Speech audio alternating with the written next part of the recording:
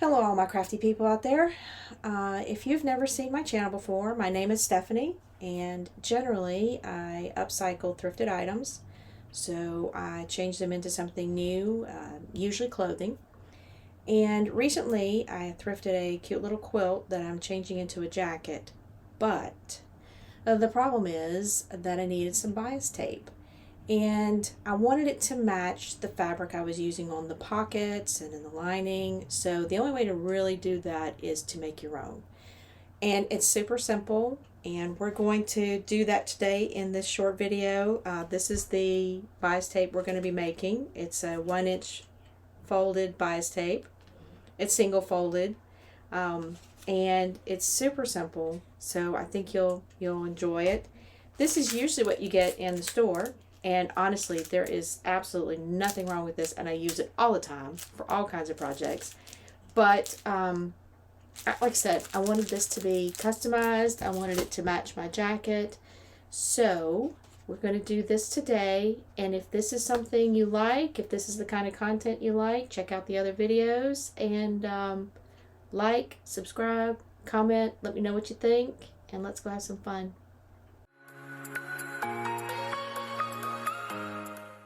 Hello all my crafty people.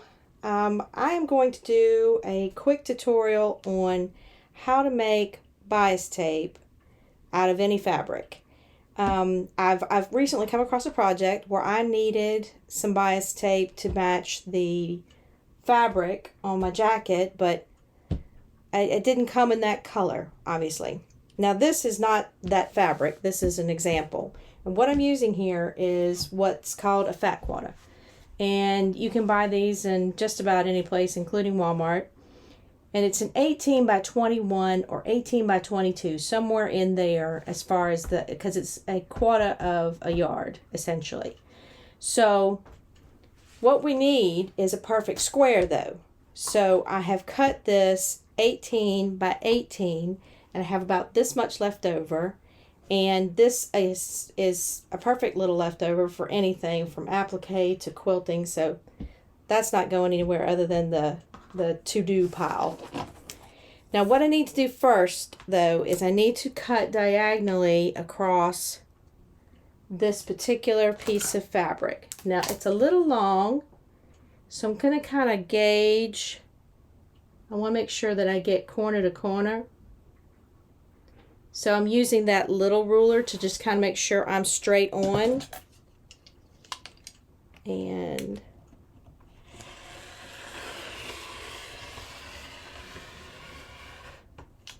I'm just going to move my ruler up. Make sure I keep lined up with the rest of the fabric. And there we go. So now we have our two pieces. Alright, and what you're going to do when they're facing you like this is you're going to turn it over like this. Sorry, I always get confused at that point. So we're going to turn it over like this,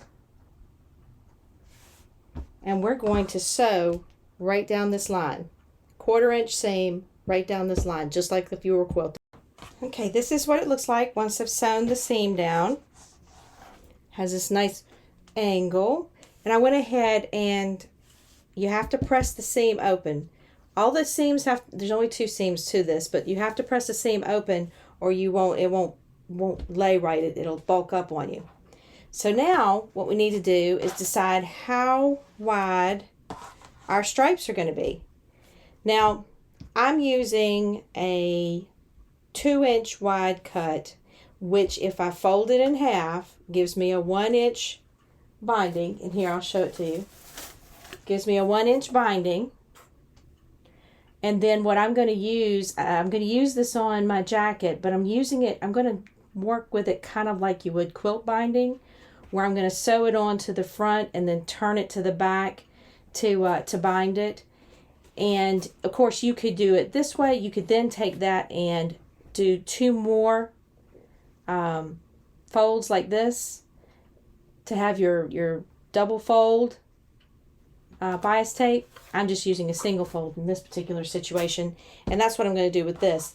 Now 2 inches is a pretty standard cut because it gives you that 1 inch bias, or you can go smaller, you can go wider, whatever floats your boat. I personally am I like it at 2 inches or 2.5 inches.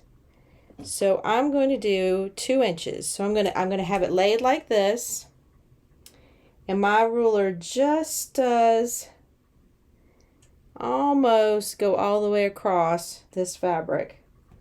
But I'm making sure that I'm only taking 2 inches here, and I'm going to use the good old fabric pen. You could use anything because this line is going to be within the seams, so it's not even going to show. Some people use their kids' markers. I personally don't. I have some, and I even saw someone do something really smart. Instead of spending the small fortune on these little puppies, she just used her kids' washable markers. Smart. I don't have any of those, but that was smart. I couldn't tell you who it was. I watch a lot of videos. And we're just doing our 2 inch mark. And we're going to do this all the way up the fabric, and we may have some excess. In other words, it may not, the last stripe might not be wide enough to use, and we'll just cut it off. All right, I got all my stripes on. They're kind of hard to see with this print, but they're 2 inches apart, and all I had to do was cut this little teeny bitty off, so very little waste. Super excited. So note to self, if you're using a fat quarter and you do an 18 by 18, you should be able to get 1, 2, 3, 4, 5, 6 2-inch stripes. Otherwise I'd have to do the math. All right, now we turn it right side up, and now we're going to match our sides. And we're going to do it like this. We're making kind of like a little triangular bag. And we're not going to start with ends to ends. We're starting with that stripe hanging off the edge down here. And what we really want is we want these stripes to intersect about, they intersect about 1/4 inch down from the seam. So a way to check that is you can send a pen into it about 1/4 inch down. And if you're not matching, then you're not there. Of course, it's the same thing with the corners too. You want to try and get it where almost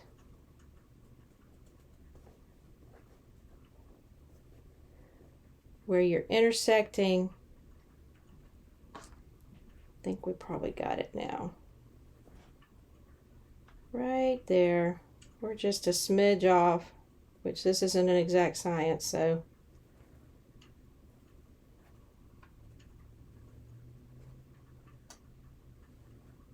there we go. We're pretty close there. And it should be, like I said, just a 1/4 inch down from the top. These two lines should intersect.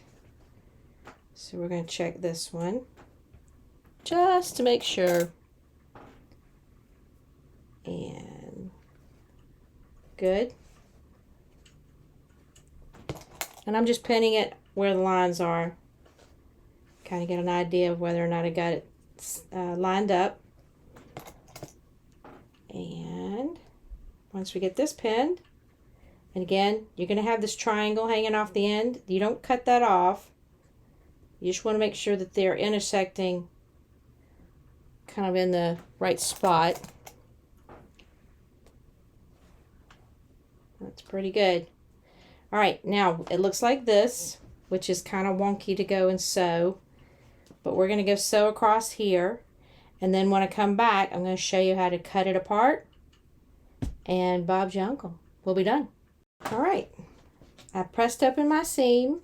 This is the funky seam, and then all we've got to do from there, and you can see, I don't know if you can see really good how the lines lined up.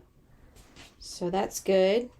So we just take our pair of scissors and we cut by the line.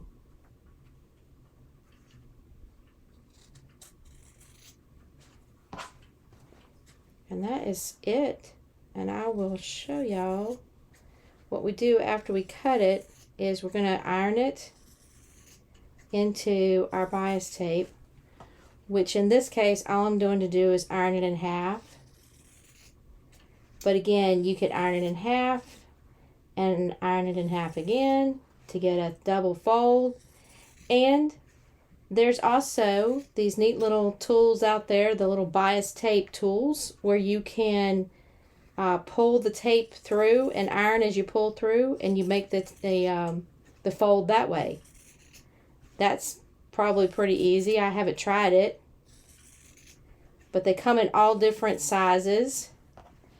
But I just, like I said, I'm just folding mine in half, and I'm going to wind it up on a card, any kind of stiff cardboard, and that way I will have them for the future, because this one is probably going to end up on one of my granddaughter's dresses. So anyway, that's all I'm going to do. And I will bring back we'll come back when I'm folding and ironing and be done with it. All right, all my strips are cut.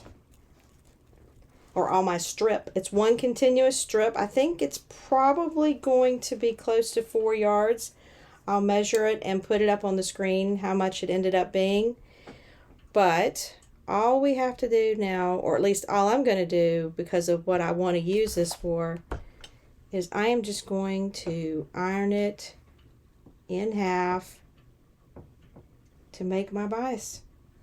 Now, bias in itself, what that means, or when you're cutting something on the bias, what you're doing is you're allowing it that stretch that you don't get from an even weave when you're cutting with the grain or parallel to the selvage. But because you're cutting it on the bias, you get that stretch. Now what that allows you to do is go around curves and corners, and just, it's more flexible. It's great to go around armholes on blouses or shirts. You know, it's got that natural curve then, or can take that curve in the sewing process. So that's why you use bias in the first place. It's just because it's got give. So it'll take me a little while, but I just wanted to show you. Essentially what I do is I iron it all in half, and then I roll it up on a piece of cardboard. And that's how I use it. So hope this helps. I'm going to tag this in my video for my jacket so you'll know how I made the bias.